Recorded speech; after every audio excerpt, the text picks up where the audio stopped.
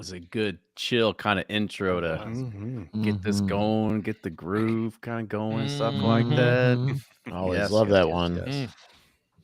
I know. I think I need to start making some new intros. I got only like 10 that we circulate through. And now that we're on Bourbon Community Roundtable 67, it might be time to get the old credit card back out and pay for some new intros and some new music and figure it all out. You pay for those? Well, I mean, it's kind of like an all you can eat thing.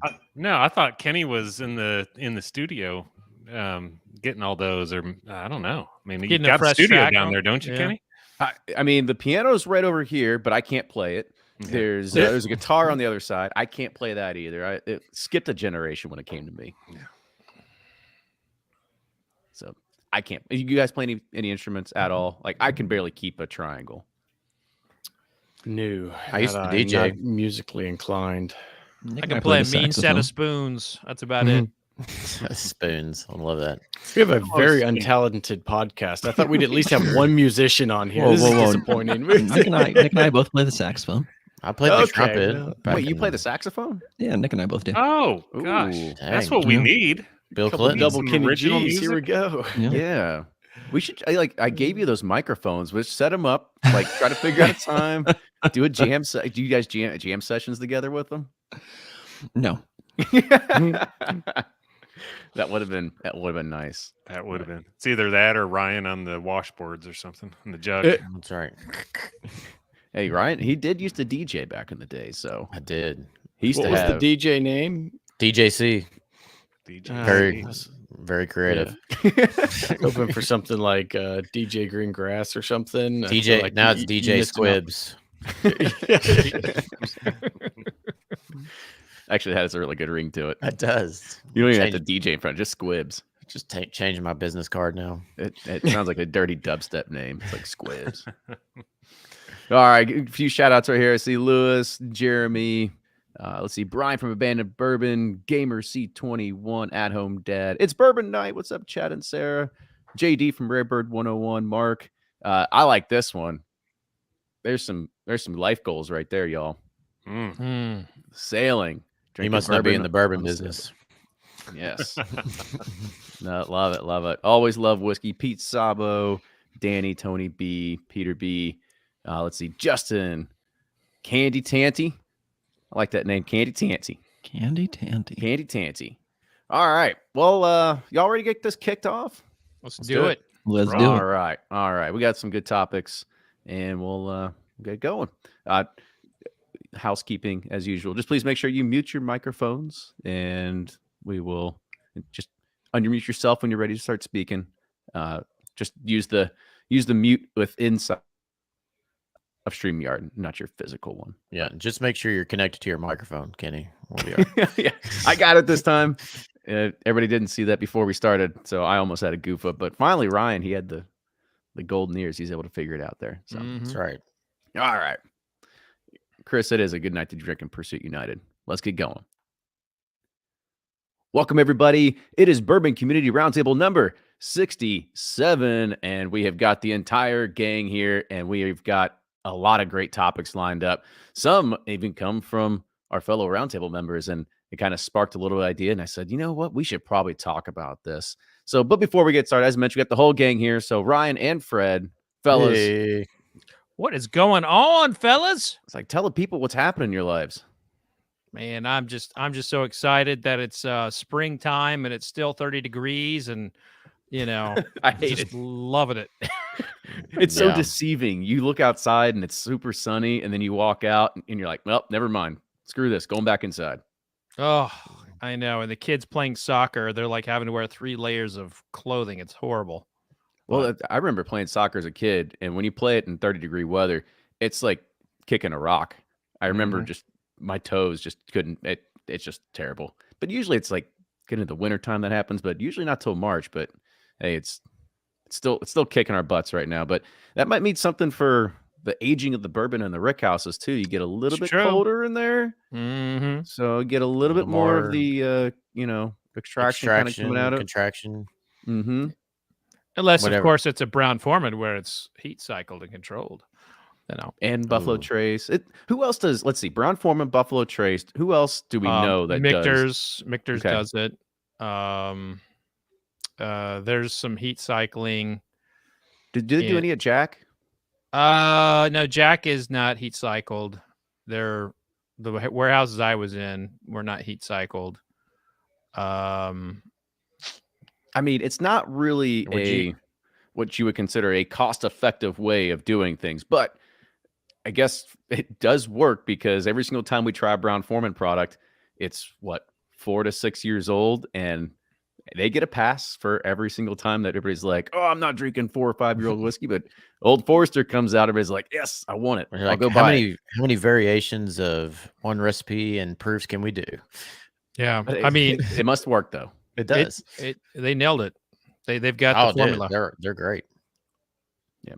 Well, let's go ahead and introduce everybody else on the roundtable. So, Brian, I'll let you go first. You get to let everybody know where you blog and talk about and write about and your favorite heat cycled warehouse. Ooh, favorite. There's so many. Yeah. Thanks again for having me, guys. Brian with Sippin' Corn. You find me on all the socials at Sippin' Corn and online at bourbonjustice.com. And looking forward to this. And unfortunately for spring break, I'm not getting out of this weather. Heading on college tour visits to the sort of Northeast. So I'm going to get more of the same.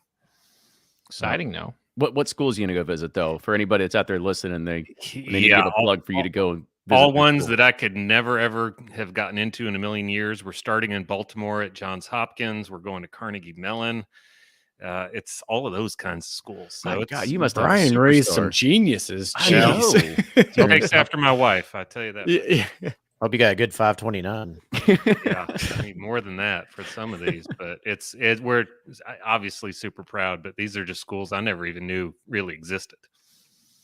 Well, I'd say congratulations to your little one that they get to look at this sort of pedigree of schools. So that's very, very impressive. So yeah, looking forward to it. If you're out there in the bourbon universe and you're listening, you can give a plug and say, you got to go to Johns Hopkins because I went there and this is why I got to go. Make sure you send Brian a message. I think he has to go to CMU just so you can come and drink bourbon with me, Brian. Yeah, we got to try that. There you go. Well, Jordan, you go ahead and go next since you chimed in there. Sure, I caught you right as you were drinking. That's what I do. There you go. It's like a waiter at the restaurant, and they're like, "How's your Perfect food?" timing all the time, as soon as right? you take a big fork, Huge bite. Yeah, this is Jordan, one of the 3 guys from Breaking Bourbon. Catch us on all the socials, and as always, we're pumped to be here. This should be a really good roundtable. For sure. And Blake, what's up, man? It's been a long Yeah, time. it has been. Y'all got to hang out for a minute. Jumped in, got to see. I'm not going to say who was missing from Kentucky, but if you could see Fred's face right now, I got to give him a hard time. But no, Blake from Sealbox and Bourboner. So, it's fun to get together, drink a little bit in person, and be in Kentucky and do some barrel picking. So fun to be back on the roundtable. Thanks for having me. As always. I mean, that's what we're all here for. We get to sit here and talk about random ideas and kind of the discussions that I think of on my Sunday nights before we go and record on Mondays. And I'm like, what have we talked about recently? What is there to even going into this? And I think one of the ones that kind of struck my mind is I started looking in and I started thinking, there's the bourbon category in general. The valuations are going crazy. Secondary prices are going through the roof. And right now, bottles that are going to auction are just going for asinine numbers. So last week at Sotheby's, Red Hook, everybody knows Linnell from Red Hook. We actually had her on the podcast on a previous episode. I'll try to find that number if you want to kind of reach back in there. But that one bottle alone went for $47,000. And there were 2 verticals of Pappy Van Winkle, a 2020 and a 2021, that both went for a combined $47,000. There was a 5-liter bottle of Buffalo Trace OFC 1982 that went for $60,000 in a form of an NFT. And when we think about this, we start looking at all the limited releases that are starting to come out. And a lot of us are probably thinking, we should probably think twice about opening some of these big time bottles because as Brian had just mentioned a little bit ago, we all have college educations on our mind for our kids. So we know that a $47,000 bottle, we're like, that could probably cover a semester or 2 or 3, or depending on the college, maybe an entire term there. Who knows? But there are certainly that bottles that deserve to be open and may not accrue as much value either. Some of the ones that are kind of like lower tier.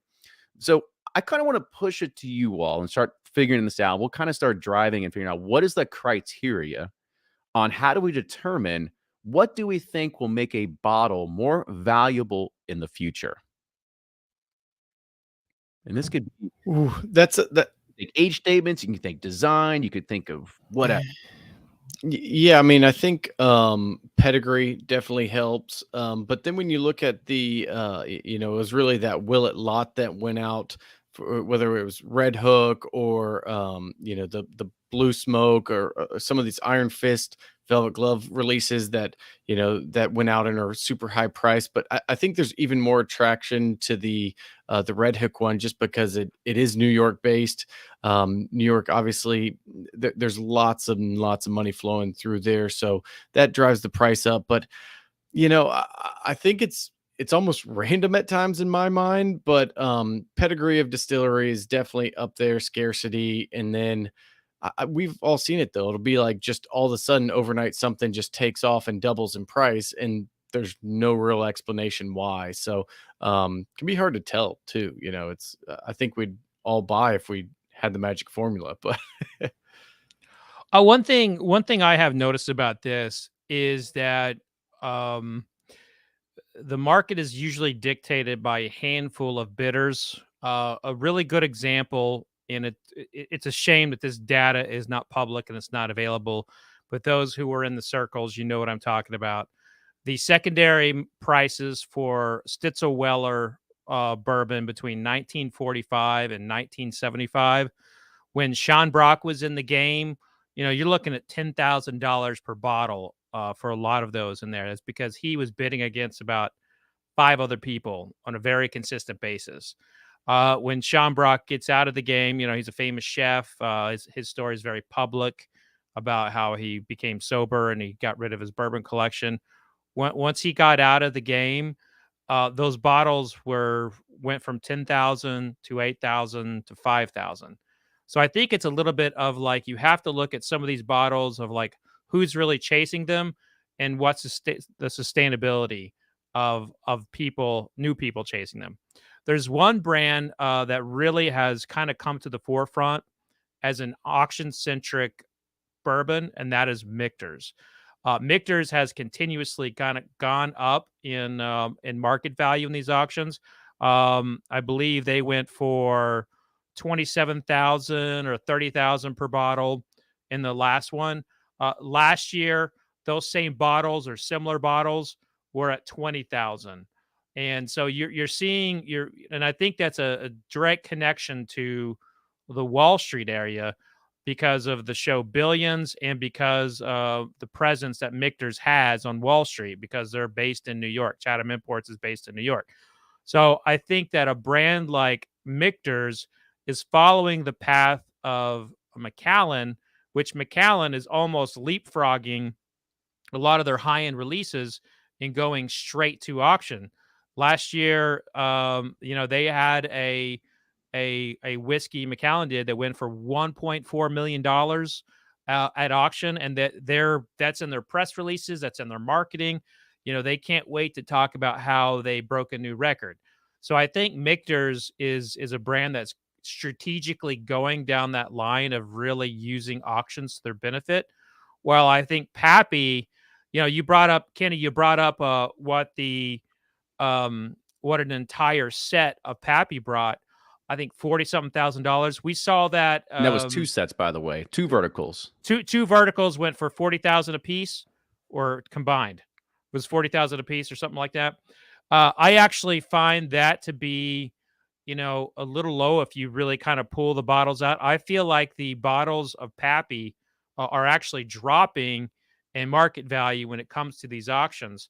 Now, if you bring up a pre-2015 Pappy, when we had guaranteed Stitzel-Weller liquid inside the bottles, that's a different story. But these recent ones, a $6,000 auction for a 2020 or 2021, to me is a little telling that the auction audience is not as interested in Pappy as they are Michter's and some of these more kind of coveted bottles like Red Hook. Red Hook, that is always going to be a big one. And some of the purple top willets will always be big. But I think you have to look at like who's bidding and what are the major brands of the people that are bidding. Hey, Fred, I kind of want to talk about the Michters thing just for a second, only because when you think about what some of these Michters are really bringing in, if I had to guess, I don't know, I didn't look at the auction items, but if I had to guess, these had to be probably 2016 and prior ones, because those are the years that, of course, it's never going to be confirmed, but were rumored to still be Stitzel-Weller. And so when you think of 20-year barrel-proof Stitzel-Weller, and going back to the original thought that you had that Stitzel-Weller is always going to bring a high price, do you think that probably has a bigger influence? And not saying it's a 2020 or 2021 release of it. Yeah, so I think that's definitely a good point. But you still see. I was a part of an auction, last year or 2 years ago with Whiskey Auctioneer, where where the most recent 20-year-old outsold the Pappy. So you still see it. It's just those 2016. Now the greatest rye I've ever tasted was the in the contemporary sense was the 2012, I believe it was, 25-year-old Michter's rye. And I mean that rye whiskey was amazing. But those old Michters, they should be sought after. They're amazing. But you still see their value, command a lot. Now, you don't see it with Celebration. Celebration, you can find at retail for $10,000 to $15,000, but you can actually get it less at auction between $8,000 and $12,000. But yeah, you just really never know with these auctions where they're going to go.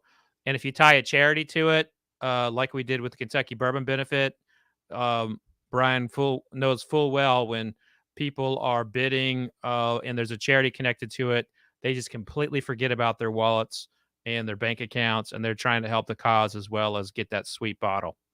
Yeah, I kind of want to make sure we keep a clear delineation between something that's raising money for charity versus something that is a hobbyist or a collector's type of item, only because we all kind of know that charity auctions do tend to bid up and raise the price a little bit more. There's another question that came in here from Logan and Mac from Basement Rickhouse, thing that, do we think that the charity auctions actually end up driving the price of some of these market values, or is it just part of the process?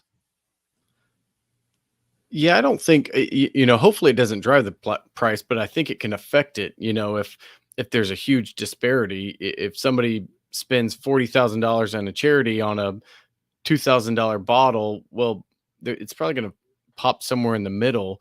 But I mean, we've seen it locally where I think somebody ended up paying some crazy amount. It was like $15,000 for Pappy 15 at a local charity event, and it was just for the charity. They're probably going to donate the money anyway. It's a business write-off, and hey, if they get a bottle of bourbon out of it, great, win-win situation. So I hope it doesn't drive it, but there's no denying that it has an input on the ultimate outcome.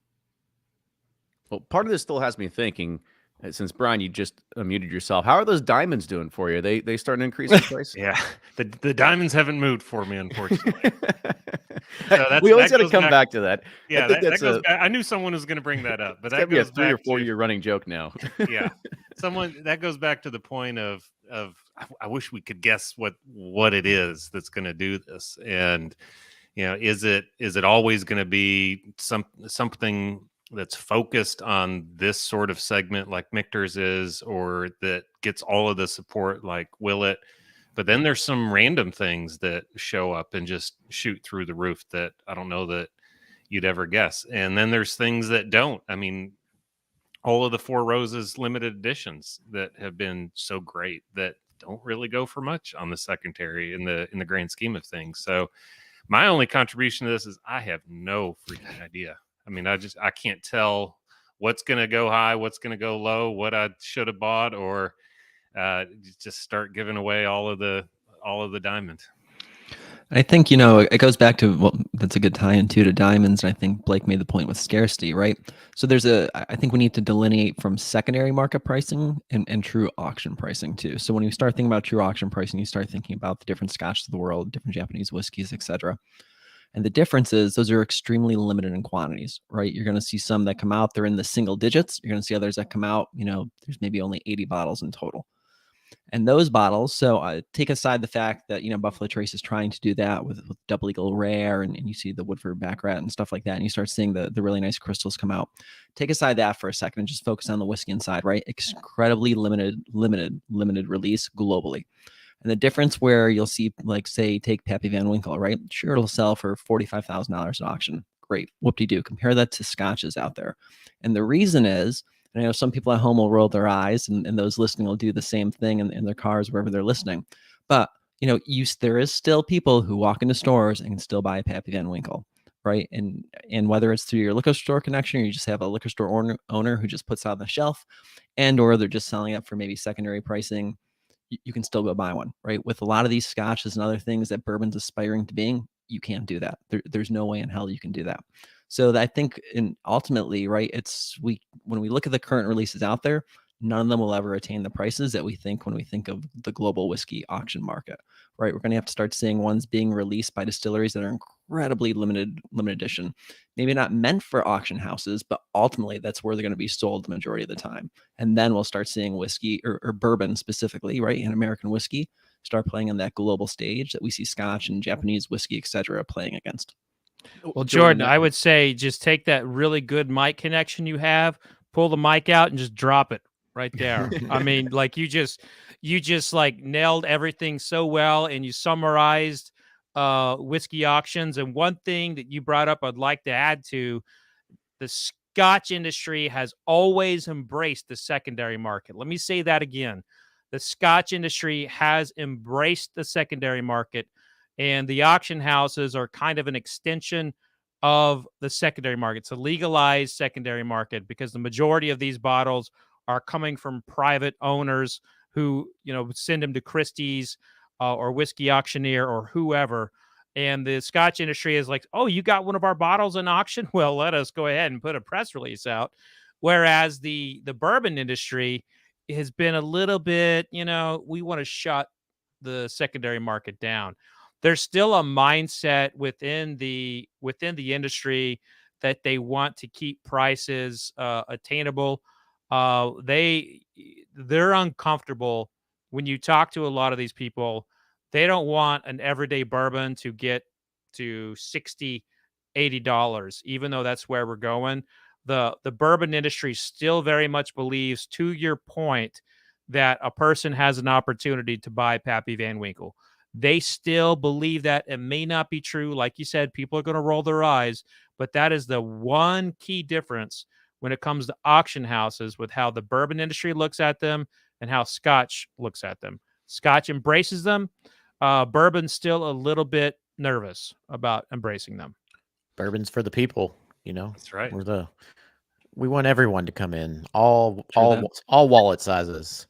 And which it is. I feel like I have nothing to add to this conversation because I really don't care about these really expensive bottles. And some of my favorite whiskeys are very like the earlier Parkers. I mean, they're some of the best bourbons I've ever had, and you can still get them for under a couple grand, you know, whereas these bottles I've had some of these and they're okay, but they're not better than any of those earlier Parkers or anything else limited edition I've ever had. But yeah, that's all I can add to this, and I'll chime out. Peace. No, you're good. But you also kind of, it's like an oxymoron a little bit, because you're like all those earlier Parkers, but now if you're getting into it, you want those earlier Parkers. Yeah, you got to shovel out a couple $1,000s to go get that first year. What was it, 27-year release, or not the first one, maybe 2 or 3 or something like that. Promise of Hope and all these other ones that have had rave reviews, but now that has become an unobtainable, right? It's a limited edition, but that was also at a time when people were buying bourbon and opening it and drinking it because there wasn't a huge aftermarket, there wasn't a secondary market, and so people had them. Now there are some people that just held on to them. But why is Michter's 25 worth much more than a 27-year-old or, Parker's or whatever. I can't wrap my head around that. I've had both of them, and I think the Parker's is by far better that's my preference. It doesn't matter. Other people can think what they want, but it's just I can't wrap my head around that, I guess. Well, Michter's has like wax. Michter's has wax, wax, and it's been billions and whatnot. And, But I think, price and quality is two things that really don't go hand in hand in a lot of luxury products. Bourbon, kind of the same thing. It's even at the lower end, we see $100 bottles that aren't as good as Wild Turkey 101. Shout out Rarebird, but it's right. true, and it's all personal, and so that's what you're kind of trying to figure out. Like, what are people buying it because it's expensive and it's a symbol? And yeah, a little bit, like, to be honest, but the wine worlds, there's still people paying these kinds of dollar amounts for bottles, and that's one sitting. This thing can sit on your shelf. You can pour it for 50 different people in half ounces and go from there. So I hate to say it, but I still think there's a lot of room to grow in this extreme high-end market. And if some of the bigger guys start jumping on board like Scotch has, it's just going to go even further.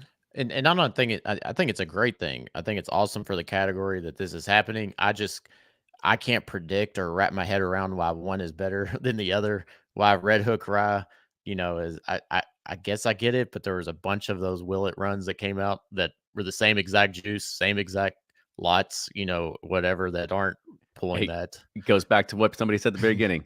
It's the stickers, right? Sure, it is. Red Hook had the sticker. Yes. It was the original sticker. Yeah, I guess I just can't predict and understand why, because there's some great whiskeys like you talk about, like Booker's Rye is one of my favorite all times, Cured Oak. Even though it's really expensive, it's not getting $40,000 a bottle. There's just a lot of good ones that I would think that are just as good as those other ones, but they just don't get it the price tag that those other bottles do. So I think what Kenny and Ryan aren't saying is Pursuit Series batch 001 for in the auction house is about 10-15 years. It's going to go big money. It'll go $300. Yes, there's still one in my office. So when it goes big, my kids aren't going to schools like Brian's, but it'll pay for like 12 years of school. We'll get you a YouTube education with that. With a certificate and all. Some free master classes out of it, something like that. Community college. So there was another point I kind of want to bring up against what Jordan was saying about how limited can these limited releases really be. And it's like, you look at Red Hook, they had 4 different barrels. That was it. So that's pretty limited on what you're thinking there. If you're thinking 150, not even probably 150, maybe 100 to $120, 120 bottles in each of them. Like, that's a pretty limited subset. When you think about what a limited release in today's terms are, when you look at Four Roses limited edition small batch, there's 15,000 bottles. Is that limited? Yes, it's limited in the sense of it's still going to be allocated. It's still going to be hard to find. You can't find it. But maybe that's what is not making the driver and pushing it towards a larger price tag. Maybe it's that if these different distilleries, they want to have that larger price tag, be able to take it to market. I think there was somebody on here in the chat that brought it up earlier, let's take Four Roses. It's a prime example right here. Eleanor just said, what about that 20-year release they did at the gift shop? Perfect prime example. I think there was only a couple hundred bottles, and they're going for close to $2,000, right? So it gives you a few things there. You've got, of course, a high age statement because we're all suckers for it. And B, it's even more limited edition. And C, it comes in some sort of leather case, right? So there are 3 different elements there that all kind of go into potentially playing some sort of influence on what we think a price is right. I'm open to any sort of debate on that one. If it really is any kind of scale on how many barrels or how many bottles should really be in this, if somebody really wants to take a quote unquote limited release or a release that should be going towards really driving towards a secondary market approach, because that's what raises eyebrows. That's what gets people continually in the news over and over and over again. Well, I think that's a good example to wonder how in the hell Four Roses, the 20-year doesn't go for what Michter's is going. 2,000, sure, great. That's a huge price, but it's not these Michter prices, and it's not the these other, it's not the Red Hook price, it's not any of those things, and I don't know that it will ever be. And that's what just absolutely baffles me, why people who are going to spend this amount of money aren't spending it on Four Roses. Because if money were no object, I'd be out there buying those. Well, And I like think sorry. On the charity, didn't the like the Four Roses barrels, they went for way less than the Willet barrels, right? On the Kentucky charity, they and they did. were Yeah, they did well. I mean, they didn't go way less, but I mean, Yeah, I'd the have to Willet look. was 400, and the Four Roses was, I forget the number, but I wouldn't say way less. I think Yeah, you're it right, was. Fred. I think it was $250,000. I can't remember. We could do a well, Google hell, and find it real quick. $150,000 is a lot. That's a lot Yeah. less. Yeah, That's pocket change. That's It is a lot. no. It I is think less. it was. but- I think it was like 120-ish thousand. I can't remember. Too long ago. We've had too many meetings about that auction to remember Exactly. each one of the things. But Right. Yeah. I will say the thing about Four Roses is that therein you have a really great example of why marketing matters to get to that high echelon, or at least perception. Four Roses is like, it's still kind of insulated to the bourbon community in a lot of ways, and in the bartender community, you don't really see it kind of breaking out into the golf pro community, if you will. And that's a very important community for drinking high-end bourbon. Those guys, will drink a bottle, on 18 holes and still shoot better than I could ever dream of. But, so there's marketing attached to creating this FOMO, and you just can't ever dismiss that. I So I'll can't throw- wait for the Squib limited release. That's gonna be But you've already got the epic. hat to prove it. You're a fanboy, right? They've got to give you some sort of early access. I'm getting that first bottle. I need a bottle of DJ Squib. That's right.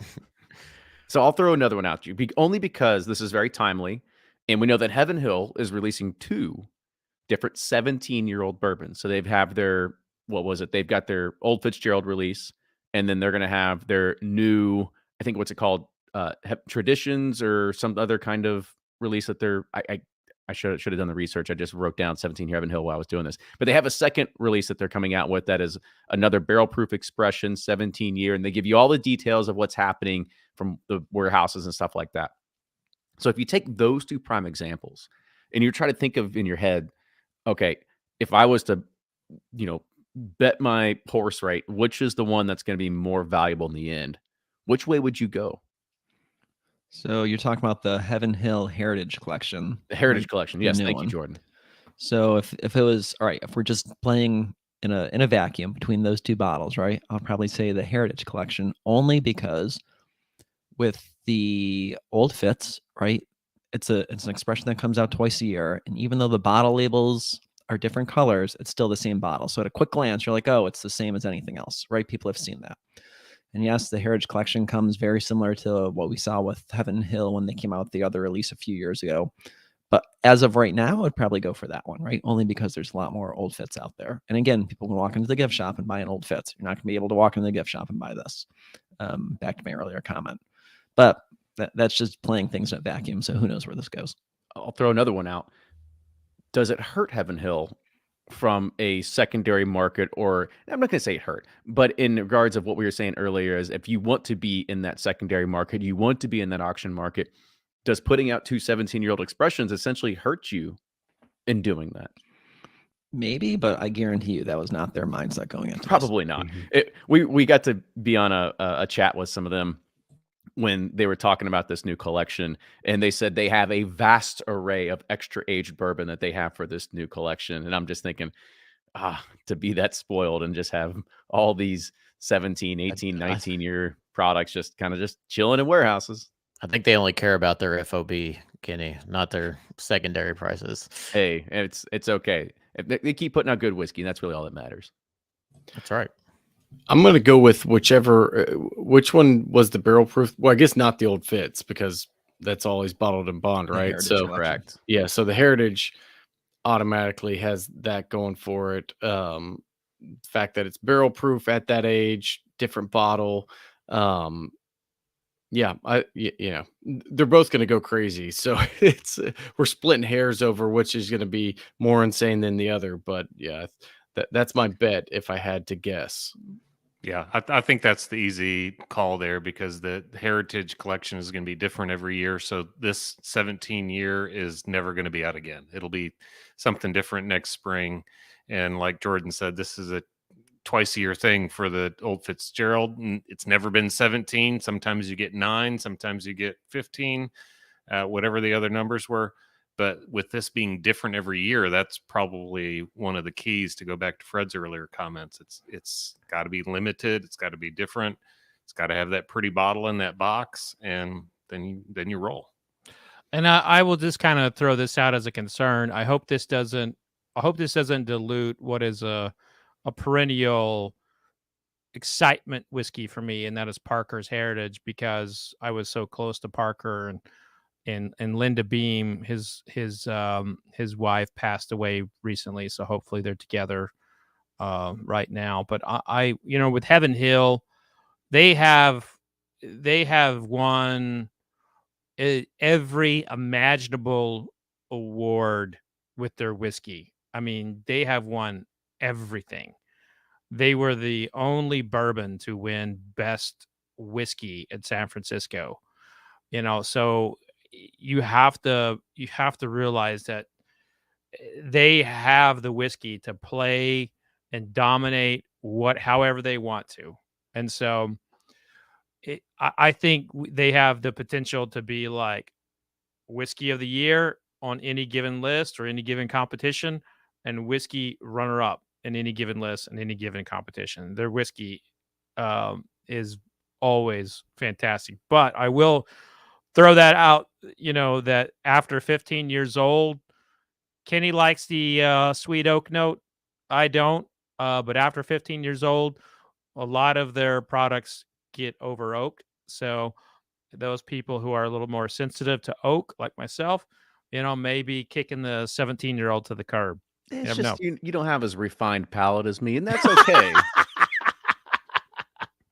The sweet oak note. That's always said that about Kenny's palate. The most refined out of all of us. Hints of ecto cooler and no. So there's two other things that I come to bring up, only because as we start talking about like what really makes a limited release and what really starts driving value, these are two most very recent ones. So people were also lined up outside of Castle and Key for their very, very first bourbon release, even though it technically isn't their first bourbon release, because there's been other bourbons that have been released from Castle and Key Distillate. However, this was their first bourbon release and their first bottle. So not to take anything away from them, but this was a $50 bottle, going to be kind of widely distributed. And then all of a sudden, I mean, it's getting flipped. It goes really, really quick. Now, is this just a kind of a side effect of the public being the public, and that's just what you do with a new bourbon release and you just quickly do it? Or is this something that could potentially retain value over the years? Can I just say I won't comment on the whiskey, even though the three of us had it recently. We all commented in private, and we'll all have our thing about it. But I have to say, this is the best package of any new product I have ever seen. This is the best bottle of any new bourbon to hit the shelves. It's a gorgeous bottle. It's an amazing bottle. And that's my only comment. Yeah, it is. I think probably a lot of the hype's around probably the Castle, E.H. Taylor, this and that. Unfortunately, I know Sazerac doesn't want that correlation, but like this is the first like brand coming out of that, and I'm probably getting Brian in trouble. But this is just coming from me, Ryan Cecil. But it's just an opinion that it has more to do with the first release out of the new edition of the old Taylor distillery. And I think people think that potentially that will have value in the future, regardless of the whiskey as it is. I think it's just a more of a historical piece of history. Yeah, historical piece of history. That's a terrible thing to but comment on. But yeah, that's what they're looking for. Ryan, you're getting too careful, man. Just let it go. Yeah, let it go. I don't know. I didn't know what I could cover there, Brian. So I started treading water. I'm gonna mute. You get nervous real quick and start saying historical histories. And no, I mean, I think that is true though. Like you're kind of buying into it. Package is beautiful. I haven't tasted this exact bottle, but I've tasted quite a bit of their stuff in that age range, and it's really good. I was talking with Brett over there, and they had something like 2,000 people come through and Saturday alone or something, some crazy amount. So people are obviously embracing it. And I think that just kind of shows where the market is of wanting something cool, unique, and special. That doesn't have to be like dipped in 1,000 different types of wax and have a crazy tater sticker. So it's like, it's cool to see that get embraced. You know, I think Green River kind of did that same thing a few months ago. It's really good packaging, product's good. And came out to a really good release. So, you know, I'm excited for them. I think there's a lot more to come from them. So, yeah, should be good. Yeah, and I totally agree. I think the package is amazing. They have a lot of stuff going on. And as Ryan said, there is that historical connection that people are probably trying to get out of it. I'm just always concerned when I see this sort of buy and flip mentality or buy and hold or whatever it's going to be. And it's like, well, it's not really a limited release. Yeah, it was like their first batch and it was a couple thousand bottles, but they're going to keep doing this. Like, if you didn't get your hands on it the first time, don't worry. Just wait a few weeks. You can go back. Has anybody seen them posted on the secondary yet? I didn't even think to check, but Yes. Yeah. But I mean, the thing is, if you're going to buy and flip, right, that's your mentality going into it. And you're not just doing it with this one bourbon. Like, that is your lifestyle probably, right? So the whole goal of that game is you have to do it real quick, like really quick when hours and days count in order for you to make your money off that. Not condoning it, but that's literally the game that you play, right? So Why, that's Jordan, they're just providing a service to those. just putting the meal on the table, right? Yeah. They just try to help folks who can't get the bottle. Well, it's like the guys who used to just sit in the parking lot of Willett before they started, well, not selling anything, but taking, you know, driver's licenses and all that. Like, I wouldn't call them whiskey or bourbon enthusiasts. I call them opportunists. And, you know, I think, you know, there's nothing wrong with that, but it's just it's a different category. Very true. And then also want to give a shout out to Eric Carrico that just said right here that the wedding venue space at Castle and Key is now booked out for over 1.5 years and has a asking price of $80,000. So if you plan on getting married there, I guess save up a little bit more. Maybe buy some bottles and sell them later, because that's what this is all about so far. What do you do if, like, you call the wedding off? Do they still have to pay that? There is a deposit. Yeah, the contract's pretty tight. I mean, that's the word deposit. It's like, you know, reservations for Seinfeld. Like, you got to be able to take the reservation. Good thing I sold those Red Hooks last week at Sotheby's. You're already getting married again. Hopefully Brian's wife isn't watching this. But I do have another one I want to bring up, only because this one just at the TTB, and because our buddy JD from Rare Bird's on here as well. And so they have hit out with a new special release that they're calling Single Rickhouse on the label. Now, going back into yet another way, is this driving more demand, or is it just like, how many line extensions can we make of new things to kind of keep people excited? Okay, hear me out on this. This is the absolute best way to market a distillery, because it's not small batch was just nothing. Rickhouse is defined. We know what that is. And that is an opportunity for us to actually, you know, compare Rickhouses. I love this. I think this is far better than the any of the new barrel finishes, any of the sherry techniques that they're trying to bring over here. I just love this so much, because Wild Turkey is listening to their whiskey people and going with where their whiskey power is, which is their rickhouses, and they're promoting those. Now, granted, Wild Turkey will probably change their packaging 72 times, and, you know, someone will, you know, they'll probably discontinue it a time or two, but this is awesome. I hope others pick up on like single rickhouse releases. Well, this comes from the brand that originally had on its label small batch single barrel for the Russells, but I thought we debunked the whole Rickhouse thing when Warehouse M, the east side of Warehouse M for Four Roses, everybody wanted that for like a year, and then Jim Rutledge said, "Yeah, guys, it's fine." But Fred, I agree with you. This is a good way to distinguish things, but I think it's going to prove to be a marketing thing. get back to Heaven Hill, everything from Deatsville I've had on the Elijah Craig picks has just been fantastic. So there's something to Deatsville, but this is going to encourage collectors. So you want to get a warehouse ME, you want to get a warehouse whatever it is for turkey. Just drink them. I look at it as like, I'm not looking at this like from a single barrel perspective, like with the Blanton's does and other brands do.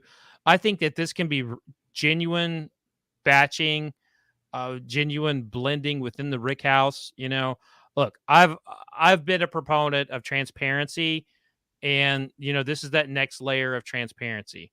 Whether or not they actually have a brand by this, I mean, I would like to know what's the composite of barrels made up and where do those come from. You know, they do this in wine. I don't understand why we can't do it in whiskey, why we can't have more information. And that's all this is. It's wanting to get people to where they can train their palates and discover whiskey by where it is made and the location of where it was stored. That's it. And, you know, every other genre of alcohol has it. I just want to see that in bourbon as well. And the rickhouse is a part of that puzzle. So again, I applaud this whole thing. And I, you know, eventually marketers get a control of it and screw everything up. But I hope that this one stays true. Yeah, I also want to give a quick shout out to Chris Cox over here. It says Blanton's has been doing this from the beginning. So they're the OGs of figuring out the single warehouse sort of mentality there. I do. Yeah. Or sorry, go ahead, Ryan. Just real quickly, I do love this idea. I mean, every time we've done a pick with Russell's, we're always like Tyrone or Nelson. You know, you really want those two warehouses. So I really love this concept and idea. What I don't like is when people get so like laser focused on that they kind of like discount anything else. Like, you know, with Four Roses, it's always like tier 6, whatever, OESVs or OESKs or that. And you kind of get laser focused on that. But yeah, I think it's a brilliant move, and I like more information. And that's all I have to say. Thanks. Go Blake. And that's your TED talk. Thank you. Now I feel like I don't have anything good to add, but I saw it this morning and almost sent it to Brian and was like, all right, when's the Heaven Hills Deatsville coming out? Because it is, I feel like this was straight out of the, you know, bourbon enthusiast playbook, where on every pick you see these days, it's talking about Camp Nelson or whatever it is. And so they saw that and said, hey, if people care about it this much, let's go for it. I mean, shoot, I'll be buying on the shelves, because I think it does make it a little more fun to see how there is tasting differences.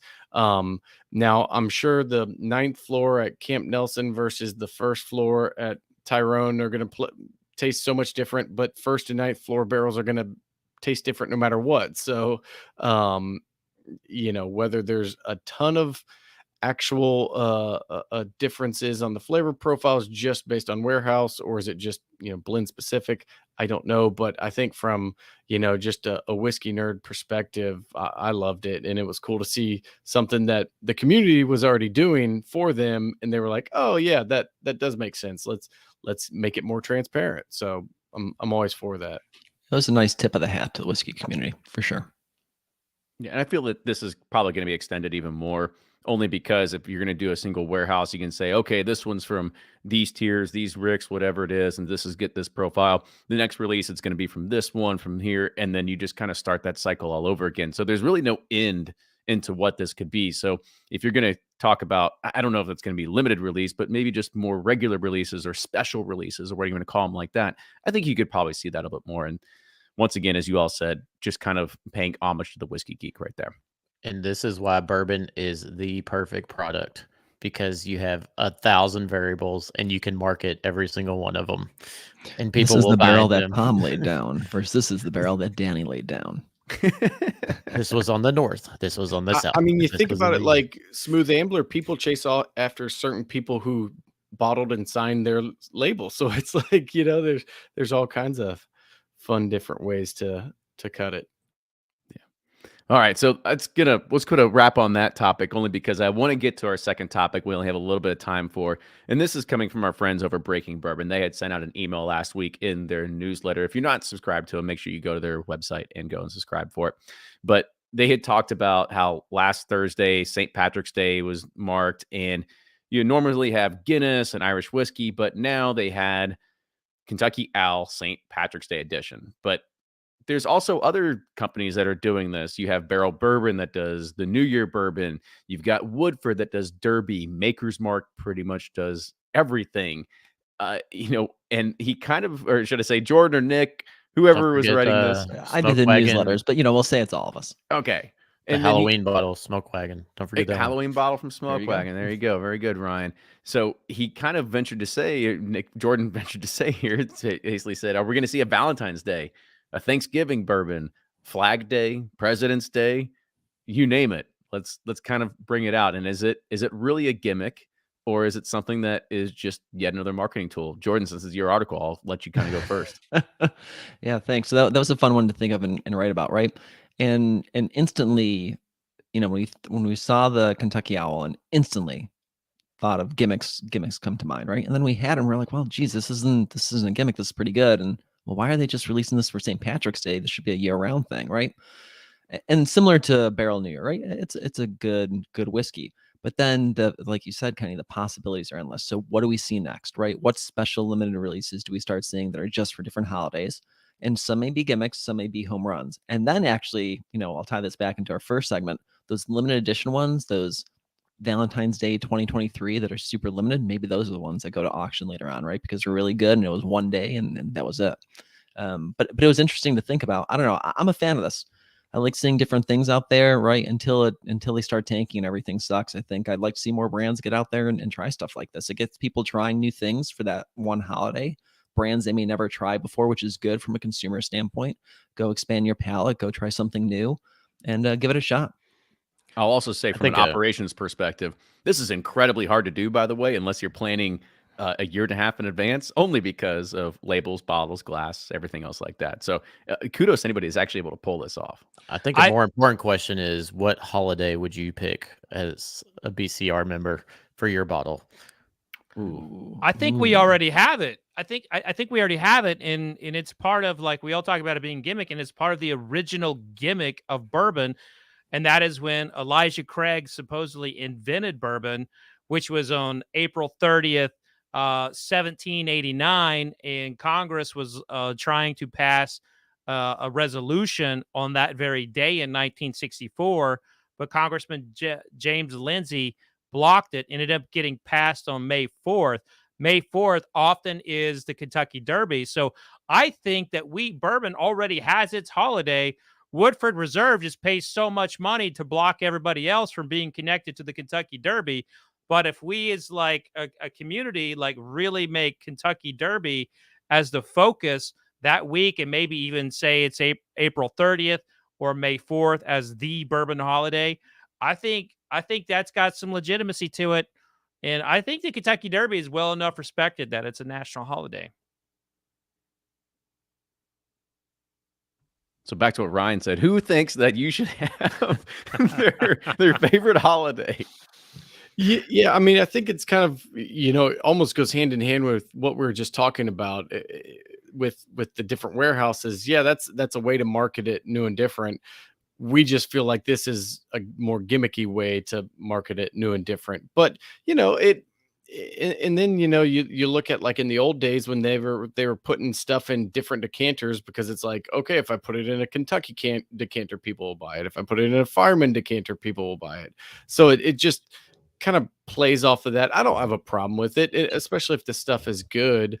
It gives people another reason just to go and buy a bottle. So I don't think of it as offensive, but I don't need every holiday covered with a bottle limited edition either. So, well, it must be because, Blake, we just saw each other that we're thinking the same, but I grabbed my Michigan decanter because I'm thinking the same thing. We have cycled through so many gimmicks since the bourbon boom really sort of started. We all did we went through horse toppers. We went through, everybody had grandpa's recipe. We went through, everybody had a prohibition recipe. And then, clever names and pretty bottles and boxes and tubes. And Are we to decanters next? I mean, that's, I think, the only next step that's left. If we take all of these holidays, we're going to be in decanters, and I don't know, one for every state, one for every holiday, one for every kind of car. And I guess that's the way you're going to have to sell bourbon when you run everything out. Everything's cyclical. I kind of will there be lead in those decanters, Brian? I think this time around they're going to try to avoid the lead. I think in the Michigan bottles will still have lead, but everybody else, no lead. I think I want to do Ash Wednesday bottle. I think that'd be good. That'd be a good one. Just leaving a little more char in the bottle. That's right. You put the char on top, it opens up. That's terrible. I'm really whiffing tonight. I'm going back on mute. I want to see an Easter bottle, just so parents have an excuse to go hide full-size bourbon bottles while the kids run around and look for their Easter baskets. Oh, I like it. Very, very good. Or maybe Easter bottle minis. Yeah, right? Minis that come in. They come in those little eggs already. Ooh, so even better. Or you could just drink it up straight out of the egg. What if we just cracked it up? It's just all liquid in there, right? See, it's a decanter egg. Yeah, it's just let's skip a few steps here. Yeah, I mean, there's all kinds of things that Shout out to everybody in the chat. They were saying, I saw Veterans Day, Repeal Day, my birthday, but I also wanted to just bring up some most ridiculous national holidays that you're probably not celebrating. April 20th is National Lima Bean Respect Day. May 9th is National Lost Sock Memorial Day. June 8th is National Upsy Daisy Day. May 13th is National Crouton Day. June 10th is National Ballpoint Pen Day, right? So there's a lot of things that we could come out with labels for here in the next few years that it doesn't really matter. I think I changed my mind. Flag Day. I think I want to do Tax Day. It's like, here, drink your sorrows away on Tax Day with our Tax Day release. Yeah, that's when you buy the $11.99 bottle. That's right. It's going to be $9.99. Yeah. Smart idea. And so, I mean, I think we covered a lot there only because I think we all agree that call it a gimmick, call it whatever you want. I think it's here to stay. It's not, I don't think it's nor necessarily maybe a gimmick, but it is just something to create yet another limited edition offering. If you don't have something to celebrate, you just go ahead and you tie it to a holiday, and people will probably gobble it up only because if you're in that time of the season, whether it's Christmas or Easter or Valentine's Day or whatever, and you're looking for that special gift or something like that, heck, you'll probably reach for it. And I know we're all suckers. For sure. And Alan Pawlowski asked, is there a National Corn Day? I don't know, but that would probably be a good one to put on there. But let's go ahead and we'll start closing it out. But I want to say thank you, everybody that was joining us on this stream tonight to be able to talk about a lot of good things. I mean, really diving deep into limited editions. And I think that we'll be able to talk about that a lot more in the future, only because it's a big, hot subject and people love to have their own little take on it. And whether we get to try them or whether we never see them or whether they just go straight to auction and cost $40,000, at least we get to talk about them. But as we start signing out, I want to let everybody kind of give a chance to say where they're blogging from or where you can find them and what they're up to nowadays. And so we'll go in order we just started. So Brian, you're up first. All right. Great show. Thanks for having me again. Brian with Sippin' Corn, all the socials at Sippin' Corn, and online at bourbonjustice.com. And I've got to say, I've got a lot of sorrow in my heart for March Madness now. Everybody's out. I even tried to switch to women's basketball to IU. We know someone playing there. They lost too. I'm out. So now I'm all rugby now. I'm just going, no more basketball for me. But cheers, everybody. Love it. Rugby. And by the way, for anybody that's out there as a listener, Eleanor just chimed in and said that June 11th is National Corn Day. So thank you so much for tossing that in there. Now we learned something new. All right, Jordan, you're up next. Sure. This is Jordan, one of the three guys from breakingbourbon.com. Use us for all your review needs when you're in a pinch at a liquor store. Find us on all the socials. As always, great for having us, fellas. Great seeing the three of you from Bourbon Pursuit and Brian and Blake. Thankfully for me, Duke's still in it. The three of you, and then you too, Brian and Blake.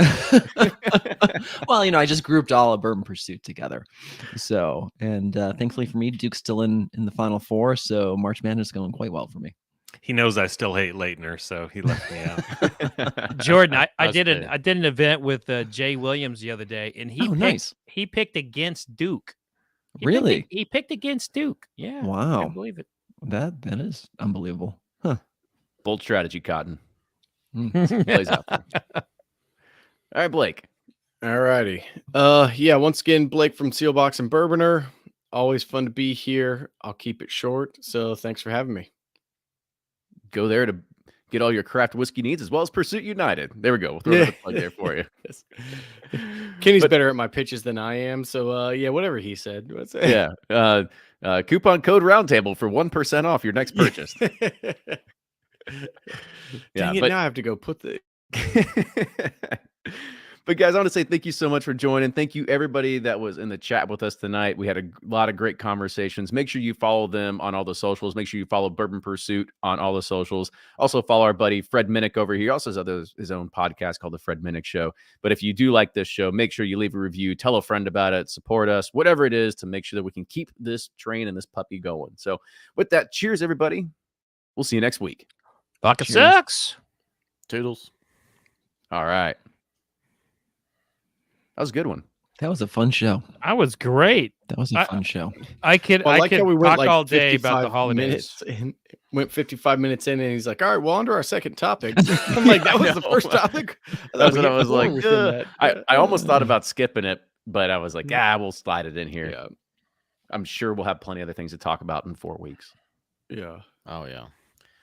This ever evolving bourbon industry. Mm-hmm. Well, at least we didn't bring up anything about slapping tonight, so that worked out well. Yeah, Not so yet. slap. Lord. Wow, that was I weird. tried to right? avoid that. That was Do bizarre. you think that was staged? Staged. Oh no, Oh, He yeah. braced. Mm-mm. I know. He braced. Mm-mm. He no, braced. no. You go and look at all the unedited footage. It's definitely not. No, not. What is crazy is nobody runs out there and stops him, and he just walks back up on stage and gives a speech 10 minutes And- later. I'm like, Yeah, and says he's going to be a vessel of love. I'm like, Yeah. wait a minute, you just hit somebody Yeah, and you're crying? What? it was. I'm like, It was this wild. I didn't know about it till like an hour ago. I live in a dark Good. hole, I Man, guess. I wish I I don't were know. you. I tried to avoid it. I was laying in bed last night, and Yeah. Lauren, of course, she loves watching anything movies, and so she was watching it last night. And as soon as I was laying down, I'm sitting there scrolling through my phone, and she's like, "Kenny, look what the hell just happened." I'm like, "What?" And she was like, "Chris Rock just got punched." I'm like, "What are you talking about?" And of course, all of a sudden, she goes on Twitter, and Twitter's blowing up and everything like that. So Oh, yeah. People I are think it quick was like with the memes, every though. trending Twitter topic for the last 12 hours or so. Oh, gosh. It's or 24 Nonstop. hours. there's some Like, good yeah, memes that came crazy. out of it on the Bourbon World too. Yeah. It's all somebody that it was like it had a message of Chris Rock that said, "Y'all got Blanton's or Pappy back there." Yeah. The slap was Will Smith as the retail store owner. It's amazing how that slap was so close to the Batman slap. That's always Oh, that's classic. Mhm. I found that Replace it. fascinating. Yeah. Kudos that to was Chris Rock for great. how he handled that. Like, Man, I he mean, handled it like a Oh, champ. he brushed that He off. handled instantly. it That like it was amazing. staged. Could you imagine if he fell over or got knocked out or something like that? Like how He's weird like, it would have wow, been. just got slapped the shit out of me. But Although the funny one was like, I guess he was channeling his inner tennis coach dad instead of Muhammad Ali with that one. So he'd forgotten those lessons. oh, that's right.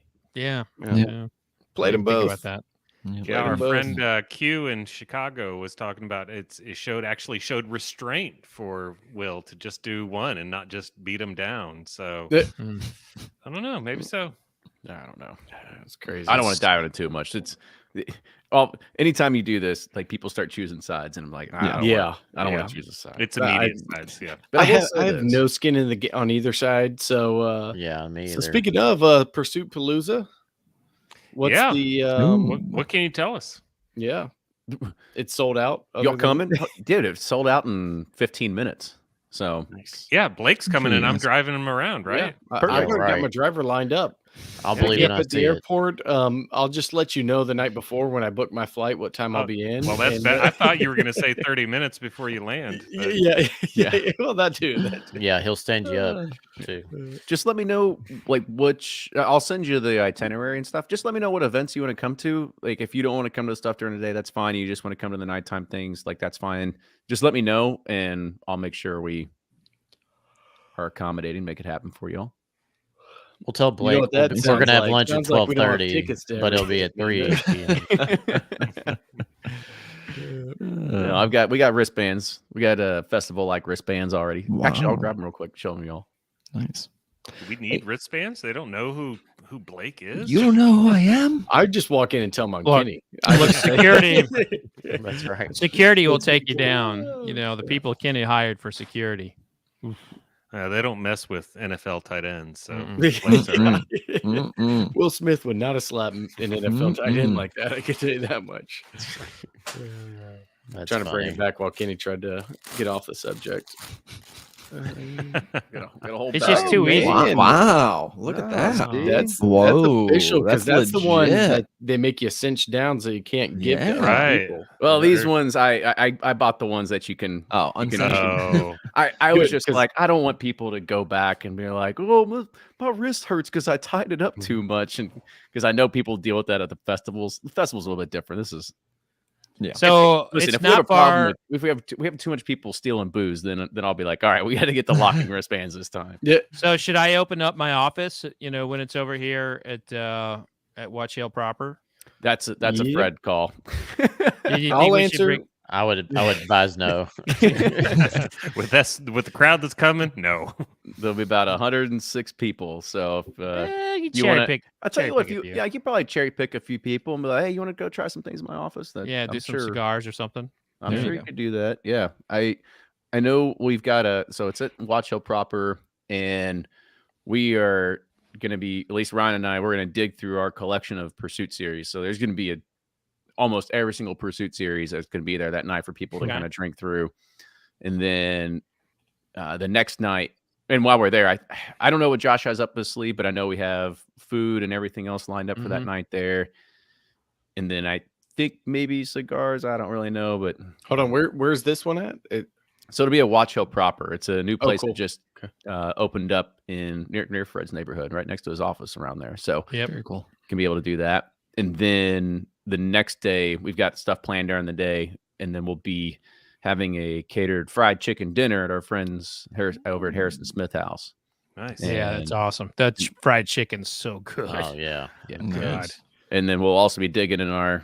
Is Newman going to be there? Fried. I would imagine so. If he's Newman- making it, Yeah, Newman doesn't like to leave. Like if he's got something with people coming, he doesn't want to, leave.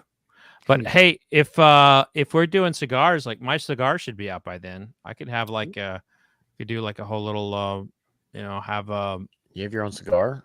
yeah. I got my own cigar coming Hot out. sauce, Awesome. cigar. This Yeah. man does it all. Damn. a Got hot sauce ton of cigar. line I of think good We it's we actually pour the hot sauce on the cigar Ooh. and light it. Yeah, The spicy cigar. Yeah, here's how the We're- trend 2022. we're trying to be. It doesn't Af- drown out the ashes or anything. It's amazing. How do you feel about being maced? Okay, you're gonna. Because your tear ducts actually take in more senses when they. And Oh, man. Yeah. Fred, But when on you head out to Saturday San night, Francisco- as I said, Ryan and I will be digging in all of our barrel picks that we've done for the past 3 years, and there'll be 3 years worth of barrel picks that people can drink that entire night Nice. too. Yep. wow. So we'll be rolling deep. It's an opportunity to clear out I'd say clear out a bunker, but it's also a reason to Can keep my I, wife happy. Which I'm sure the answer won't be no, but can I send some older Pursuit series releases then? Because we've got a little bit of a library stocked up at Seal Box. you trying to get rid of some bottles, Blake? Yeah. No, I'm just saying that like I'm always looking for like a reason to crack up a number 8 or something like that, and that would seem like the fun one to Yeah, that was my crack open favorite. some early Ooh, that was a Pursuit. good one. Mm. I Tell don't you remember what it what, let was. me, It may not be an 8, but Yeah, let me look because what we'll end up doing is at least I'll have to go. I already had this in my deal. I'll create like basically a menu. I'm going to go and figure out exactly everything that we're going to have, and that way people can kind of get riled up for it. If there's something that I feel that we're missing, because I don't think we'll be able to have an episode 1 there. That's just like it's going to happen, I only have one. or a 2, maybe a 3. But I got to figure out what we have laying around, and we'll try to make it happen. But if there's something that we feel like we're missing, I'll reach out. But I think we should be good. We've got a lot of those earlier ones kind of sitting around, at least around starting at 5. Are you going to crack that red hook you bought on the auction? Yeah, that's actually it was. I used the funds from that to buy the yeah. Right. I was going to parlay to that fund into this a college event. education. So Yeah. no, it'll be Ooh, fun. Eric I mean, is bringing a 20-year. Yeah. Ooh, Hey, nice. he said he had a few of them sticking around. So Eric, appreciate it. Everybody can bring bottles they want, but no pressure. The goal is that we supply the bourbon. Yep. We supply the bourbon. But the cool thing is that we've had the city of Louisville reach out to us and they want to help Nice. plan it next year. Nice. And that could potentially mean having brand activations and stuff like that, which Very probably cool. wouldn't be a bad thing either because they get to get in front of people and they get to bring whiskey for people to try. So who knows? We'll see what 23 has in store, but we'll see how well 22 ends up. Yeah, we might burn some down and One and done. Here we go. All right. Harrison I gotta Smith House jump. was a great place, but Yeah. Until those Pursuit-Palooza guys showed up. yeah, All they right, gave enjoy it, everybody fellas. Roman candles to celebrate. Peace out, them. Blake. see Blake. Yeah, I'm out. I'm I out need Boy, too. to that go was quick. too. I'm He tired. says he's gone. I and know he's just gone. Like, woo. Peace out. His wife pulled the Wi-Fi. Time She to said go. it was time, and he's like, That was it. I'm out of here. He's plugging quarters into the Wi-Fi. I think. All right, I see Eric. All right. Eric Good telling me night. we got to talk. All right, we'll talk, man. All right, thanks, guys. Yeah. All right, cheers, All right. y'all. We'll Cheers, go ahead guys. and close it out for the night. Thank you all for joining in. Appreciate all the comments and everything like that. And guys, cheers, and we'll see everybody real soon. Cheers. All right, Cheers, cheers. boys. Buddies. Bye. Bye.